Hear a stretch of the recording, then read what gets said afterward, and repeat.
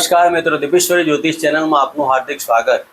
આપ અમને નિહાળી રહ્યા છો દીપેશ્વરી જ્યોતિષ ચેનલમાં। અમારી ચેનલને લાઈક કરો, સબસ્ક્રાઇબ કરો અને શેર કરો। સબસ્ક્રાઇબ કરવાથી અને શેર કરવાથી તમારા અને મારા રિલેશનમાં ડેવલપમેન્ટ થશે। કારણ કે અમે જે દિન પ્રતિદિન રાશિ પરિભ્રમણ, ગ્રહોનું પરિભ્રમણ અને કંઈક નવી ટિપ્સ આપના સુધી પહોંચાડવાનું માધ્યમ એટલે કે સબસ્ક્રાઇબ। નવા બનતા વિડીયો અમે દરેક આપની સમક્ષ મૂકી શકીએ અને અમારી ચેનલને સબસ્ક્રાઇબ કરી હશે તો અમારા બનતા નવા વિડીયો આપની સમક્ષ રજૂઆત થશે। તો મિત્રો, અમારી ચેનલ લાઈક કરો, સબસ્ક્રાઇબ કરો અને શેર કરો। મિત્રો, આજે આપણે વાત કરીશું મંગળ રાશિ પરિભ્રમણ 21/6/2026 રોજ। મંગળદેવ અત્યાર સુધી મેષ રાશિમાં પરિભ્રમણ કરતા હતા, હવે શુક્રદેવની રાશિમાં પરિભ્રમણ કરશે। તો મિત્રો, આ મેષ રાશિથી લઈને મીન રાશિના જાતકોને કેવું ફળ મળશે તો આપણે મિત્રો બે ભાગમાં વાત કરીશું। આજે પ્રથમ ભાગની વાત કરીએ તો મેષ રાશિથી લઈને કન્યા રાશિના જાતકો એટલે કે 6 રાશિની વાત કરીશું। મંગળદેવની થોડી વિશેષ ચર્ચાઓની બાબતો છે, જેમ કે મંગળદેવની દ્રષ્ટિઓ, શનિદેવનું મંગળદેવ ઉપર દ્રષ્ટિ, તો વિશેષ ચર્ચા માંગેલી તેવો વિષય બનતો હોય તો આપણે મેષ રાશિથી લઈને કન્યા રાશિના જાતકોને આ સમયગાળો કેવો રહેશે, આ 45 દિવસનો સમયગાળો આપના માટે શું લઈને આવશે, કઈ આરાધના, કઈ ઉપાસના, કઈ દાન દક્ષિણા, કોને ઓપરેશન, કોને પડવા ભાગવાના યોગ। મિત્રો, વિશેષમાં આ ચર્ચા મંગળ ક્રોધ, મંગળ બ્લરના કારક, મંગળ ગુસ્સો, મંગળ પોલીસ, મંગળ એ દરેક કાર્યમાં જોશ। તો મિત્રો, આ મંગળ જ્યારે બદલાતા હોય, શુક્રદેવની રાશિમાં પરિભ્રમણ કરતા હોય અને શનિ મહારાજની દ્રષ્ટિમાં આવતા હોય તો મેષ રાશિથી લઈને કન્યા રાશિના જાતકોને આપણે વાત કરીશું। તો મિત્રો, વાત કરીએ પ્રથમ રાશિ મેષ રાશિ। મેષ રાશિના જાતકોને ધનસ્થાને પરિભ્રમણ કરતા મંગળદેવ। મિત્રો, શનિ મહારાજ આપની કુંડલીમાં 12મા સ્થાને બિરાજમાન। મેષ રાશિના જાતકોની વાત કરીએ તો 12મા સ્થાને શનિદેવ બિરાજમાન અને ધનસ્થાન ઉપર ત્રીજી દ્રષ્ટિ મંગળદેવ ઉપર। તો શું થાય કે ધન 12મા સ્થાન અને ધનસ્થાને મંગળદેવ અને શનિદેવ આવી ગયા તો પાપ કરતે દોષ પણ લાગી જાય। કોનો? તો લગ્નનો। તો મેષ રાશિના જાતકોએ મન ઉપર કંટ્રોલ લેવાનો। તમારા ધારેલા કાર્યો કોઈ પણ રીતે તકલીફમાં મૂકશે, ખોટા નિર્ણયો તમને ક્યાંક અબજસ અપાવે, મેડિકલ પ્રશ્નો ઊભા ન થાય તેની પણ મેષ રાશિના જાતકોએ કાળજી લેવી। ધન સ્થાન એટલે કે વાણી, કુટુંબ અને સંચિત ધન ખૂબ સાચવવા જેવું, દરેક રીતે કાળજીવાળો સમય કહી શકાય। મંગળદેવની 3 દ્રષ્ટિ, ચોથી દ્રષ્ટિ આપની કુંડલીમાં પંચમ સ્થાને નાખશે, 7મી દ્રષ્ટિ આપની કુંડલીમાં અષ્ટમ સ્થાને અને 8મી દ્રષ્ટિ ભાગ્ય સ્થાને। ચોથી દ્રષ્ટિ નાખી રહી તો વિદ્યાર્થી વર્ગને સાચવવાનું, પેટને લગતા રોગો ખૂબ જ સાવધાની, પ્રેમની અંદર ડિસ્ટર્બ 100% થવાનું, વિલ વારસો પ્રોપર્ટીના કાર્યમાં તકલીફો ઊભી થાય અને ગુપ્ત રોગોની સાવધાની રાખ। ભાગ્યની ઉન્નતિ કરવા જાઓ અને પ્રશ્ન ડીલે થાય। તો મેષ રાશિના જાતકોએ આ સમય દરમિયાન હનુમાનજીની આરાધના ઉપાસના કરવી। પ્રતિદિન હનુમાનજીની આરાધના કરવી અને ઓમ નમો હનુમંત ભય ભંજનાયમ સુખમ કરુમ ફટ સ્વાહા ના મંત્ર કરી આ સમયગાળો ધીરે ધીરે પસાર કરો। શક્ય હોય અને દાન કરવું હોય તો મસૂરની દાળ ગાયને અર્પણ કરી દર મંગળવારના દિવસે, જો એવું ના થાય તો મંગળવારના દિવસે ગણપતિના મંદિરે જઈ અને બુંદીનો પ્રસાદ ધરાવો તો પણ મંગળદેવ શાંત થાય। અને હનુમાનજીની આરાધના તો પ્રતિદિન તમારે કરવાની। 45 દિવસ સુધી એક હનુમાન ચાલીસા કે 3 હનુમાન ચાલીસાના પાઠ પ્રતિદિન કરવા। મિત્રો, વાત કરીશું વૃષભ રાશિની। વૃષભ રાશિના જાતકોને લગ્નમાંથી પરિભ્રમણ કરતા મંગળદેવ।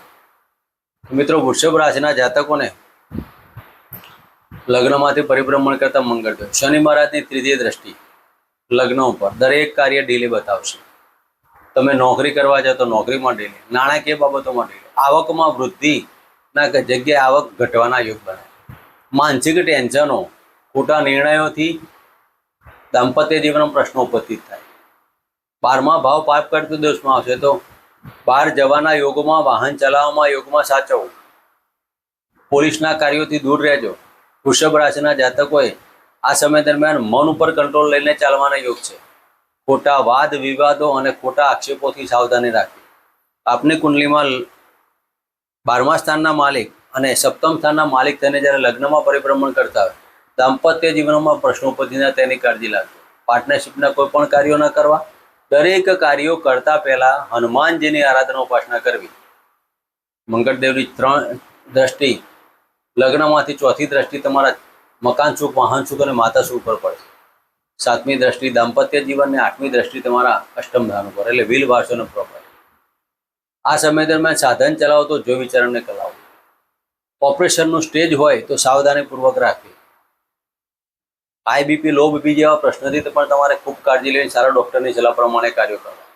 મંગળદેવ લગ્નમાં હોય એકદમ ત્વરિત નિર્ણય લેવા માટે તમારે વિચારવાનું. કોઈ પણ નિર્ણય કરતા પહેલા હનુમાનજીની આરાધના ઉપાસના કરવી. પ્રતિદિન વહેલી સવારે ઉઠી પ્રાતઃકાળ હનુમાનજીની આરાધના ઉપાસના કરવી અને હનુમાનજીના વાળેલું પગનું સિંદૂરનું તિલક દર શનિવાર અને દર મંગળવારે કરો. પ્રતિદિન કરો તો અતિ ઉત્તમ, પ્રતિદિન દર્શન કરો તો અતિ વિશેષ. ન ભૂતો ન ભવિષ્યથી. તો મંગળવાર આ હનુમાનજીના સિંદૂરનું તિલક કપાળે કરવું અને ચાંદીનો ટુકડો તમારા પોકેટમાં રાખવો. મિત્રો, વાત કરીશું મિથુન રાશિની. મિથુન રાશિના જાતકોને 12મા સ્થાને પરિભ્રમણ કરતા મંગળદેવ. મિત્રો, મિથુન રાશિના જાતકોને આ સમય દરમિયાન લાભસ્થાનના માલિક થઈને 12મા સ્થાને અને 6ઠ્ઠા સ્થાનના માલિક થઈને 12મા સ્થાને. શત્રુહંતા યોગ, શત્રુઓ પર તમારું કવરેજ આવી જવાનું, શત્રુઓને કંટ્રોલ લેશો. પણ લાભસ્થાનના માલિક 12મા સ્થાને, ખર્ચમાં વૃદ્ધિ થાય. શેરસટ્ટાના કાર્યો કોઈ પણ નહીં કરવા. આ સમય દરમિયાન નોકરીમાં પરિવર્તન, નોકરીમાં ટ્રાન્સફરથી તમે થોડીક માનસિક ટેન્શનો ઉપસ્થિત થશે. આ સમય દરમિયાન મંગળદેવની 3 દ્રષ્ટિ, 3જી દ્રષ્ટિ, 4થી દ્રષ્ટિ આપનો પરાક્રમ સ્થાન ઉપર નાખશે. તો નાના ભાઈ બહેનો સાથે વાદ વિવાદ નહીં કરવા. સ્નેહીજનોનો સાથ ને સહકાર થોડોક વંચિત રહેશે. નોકરીની અંદર સાવધાની રાખીને ઉપલા અધિકારીનો વાદ વિવાદ નહીં કરવો. દાંપત્ય જીવનની અંદર પણ કોઈ પણ કાર્ય કરો તો પત્નીની સલાહ સૂચન લઈને કરવાથી સફળતા મળશે. તો આ સમય દરમિયાન આપને તાંબાના કળશમાં મસૂરની દાળ અને ઘી નાખી ગાયને અર્પણ કરવાથી આ સમયગાળોમાં સફળતા મળશે. મિત્રો, વાત કરીશું કર્ક રાશિની. કર્ક રાશિના જાતકોને લાભસ્થાને પરિભ્રમણ કરતા મંગળદેવ.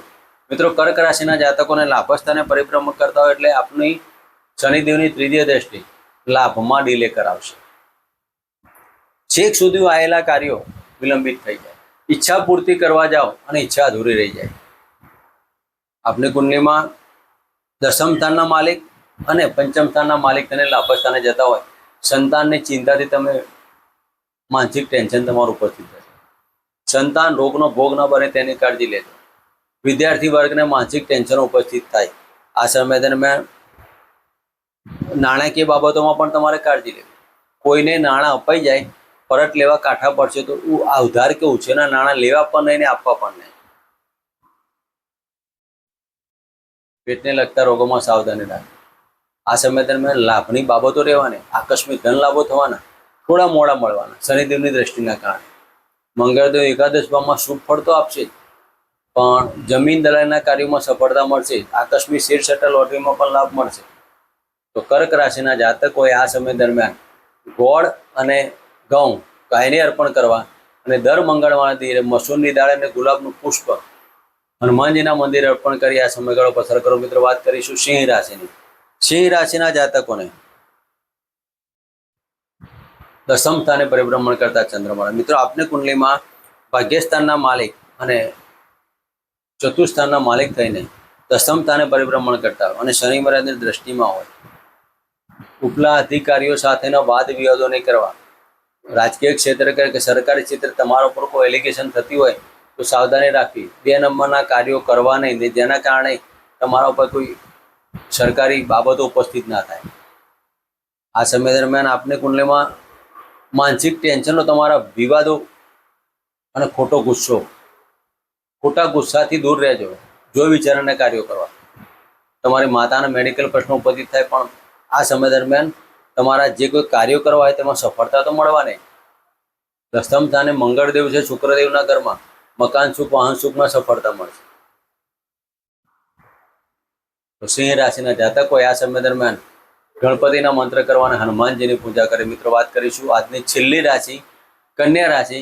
કન્યા રાશિના જાતકોને ભાગ્ય સ્થાને પરિભ્રમણ કરતા મંગળદેવ. મિત્રો, આ સમય દરમિયાન આપના માટે ભાગ્યની ઉન્નતિ, વિલ વારસો પ્રોપર્ટીનો લાભ, નાના ભાઈ બહેનનો સાથ ને સહકાર મળશે. નાના મોટા પ્રવાસોમાં પણ સફળતા મળશે. પ્રવાસની અંદર દાંપત્ય જીવનને લગતા પ્રશ્નોનું સોલ્યુશન થાય અને ઇન્કમ વધવાના યોગ બને.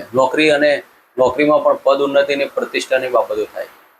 કન્યા રાશિના જાતકોએ આ સમય દરમિયાન હનુમાનજીના મંદિરે દર મંગળવારે સિંદૂર અને કાળા અળદ અર્પણ કરવા અને હનુમાનજીના મંદિરે દર મંગળવારે હનુમાનજીની 3 ચાલીસા બોલી 3 પ્રદક્ષિણા કરી ઘરે પરત આવવું.